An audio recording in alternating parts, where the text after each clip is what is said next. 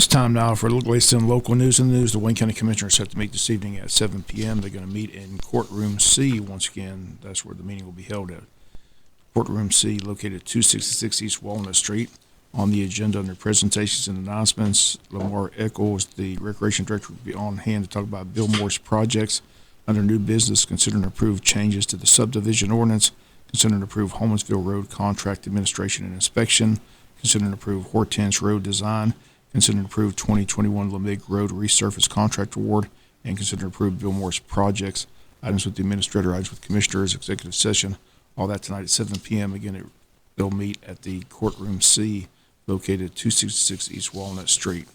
Jesup City Commissioners set to meet tomorrow evening at 7 p.m. at the Craig Williams Community Center. On the agenda under old business, discussion of board appointments. Under new business, awarding a bid for a work truck with the wastewater treatment plant. Awarding a bid for the 2021 Lamig Road resurfacing contract. Update on the Craig Williams Park project. Discussion of planning retreat. Also executive session for a legal issue. Items with the city manager, items with commissioners, items with the mayor. Again, that's set for tomorrow night at 7 p.m. GBI has charged McIntosh County Deputy with aggravated battery in violation of oath of office. On Friday, February 26th, the GBI charged McIntosh County Deputy 48-year-old Mark Gibson with aggravated battery in violation of oath of office.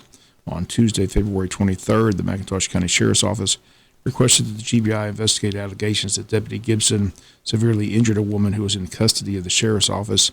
The investigation showed that Deputy Gibson body slammed the handcuffed woman, causing serious injury. Deputy Gibson turned himself into the McIntosh County Jail without incident. GBI will continue its independent investigation. Once completed, this case will be submitted to the Atlanta Judicial Circuit District Attorney's Office for prosecution. But again, Mark Gibson, age 48, charged with aggravated battery in violation of oath of office. We'll be back with more news after this word from our sponsor of the commercial messages, so please stay tuned. The inaugural Jesup Rotary Polar Plunge was a huge success this past Friday at the Trial Historic Inn. Funds raised for the plunge benefit local nonprofit organizations. Past projects the Jesup Rotary Club has sponsored include Camp Hope, Mock Trial, and Safe Kids in Wayne County Toy Drive. This event raised over $2,500 for such organizations. Top earners were first place Sheriff Chuck Mosley, second place Warren Walgamuth of Walmart, third place Chairman Nick Ellis of the Wayne County Board of Education. $500 will be donated to the Georgia Sheriff's Association Youth Homes as selected by Sheriff Mosley. President Alan Volsky, the president of the Rotary Club, says this was a great event for our community. This is what the Rotary Jesup is all about. We enjoy raising money to give back to support local organizations. Again, the participants in the Polar Plunge were Sheriff Chuck Mosley, Mayor of Jesup David O'Keefe, Alan Volsky with Georgia Power, Ralph Hickox, Wayne County Commissioner, Hugh Armstrong of Armstrong Family Dentistry, John O'Quinn of Country Financial, Mayor Scriven Jason Weaver, Clay Bethea of Rayonier, Joe Roddy Wayne Memorial Hospital, Nicholas Wayne County Board of Education, Jeff Chandler, Howard Jones Funeral Home, Warden Walgamuth Walmart, and Caleb Popple Hospice of South Georgia. Unfortunately, Drew Roddy, Jeff Chandler, Ralph Hickox, and Clay Bethea unable to plunge, but still raised and donated funds to the cause. Again, it was held this past Friday at the Trial House Pool.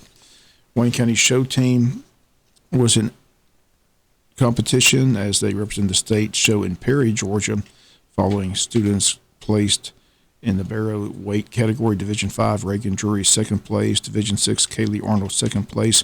Division 6, Blake Chadwick, first place. Division 16, Branton Ray, sixth place. Division 23, Blake Chadwick, second place. Division 25, Reagan Drury, third place. Division 28, Sadie Evans, first place. Division 36, Carson Arnold, first place. And Division 42, Emily Beasley, third place. In the Gilts weight, Division 55, Savannah Beasley, eighth place.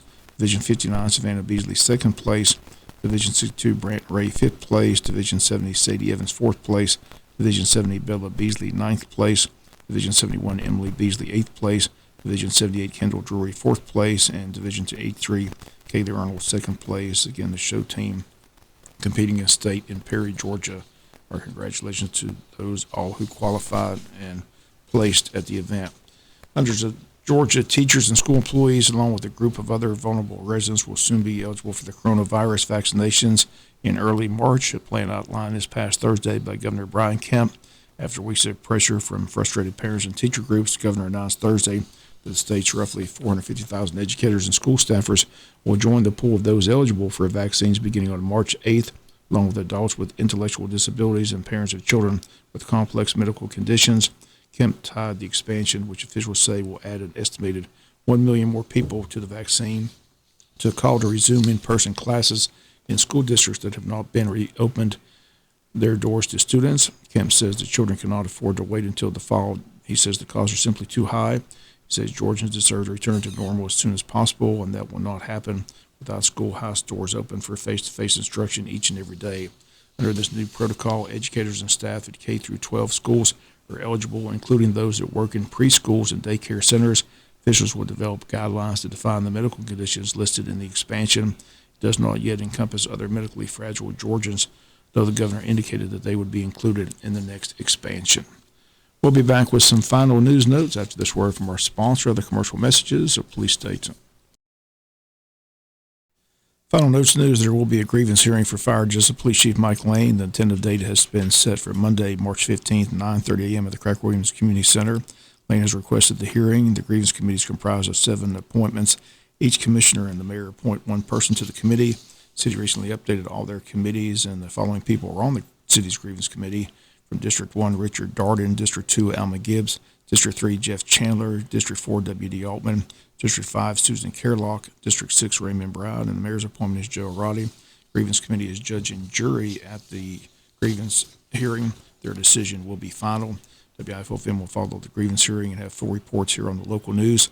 Still no word from the district attorney on whether former Chief Mike Lane will face criminal charges, as the GBI has conducted its own investigation into the allegations of sexual harassment and misconduct, and that report on the desk of the district attorney, who told us this past week that his officer is reviewing the report, but no decision has been made at this time.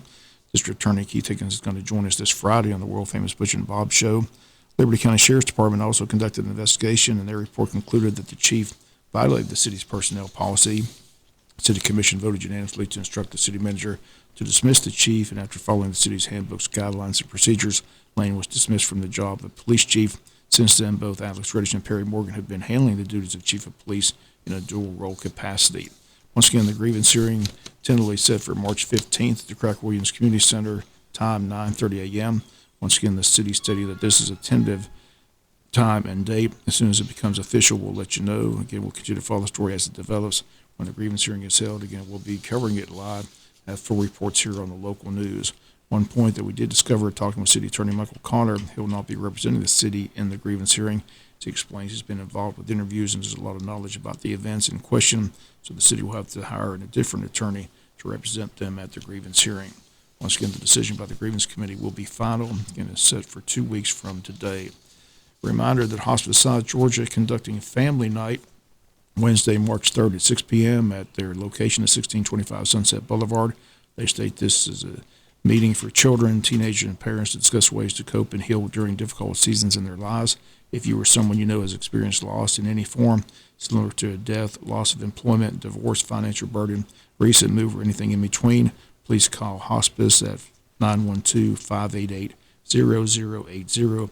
Pizza and refreshments will be provided. Again, it takes place this Wednesday at 6 p.m. at Hospice, located at 1625 Sunset Boulevard. That's going to do it for latest in local news. Sports comes your way in a few minutes. Bob Morganson, have a great day.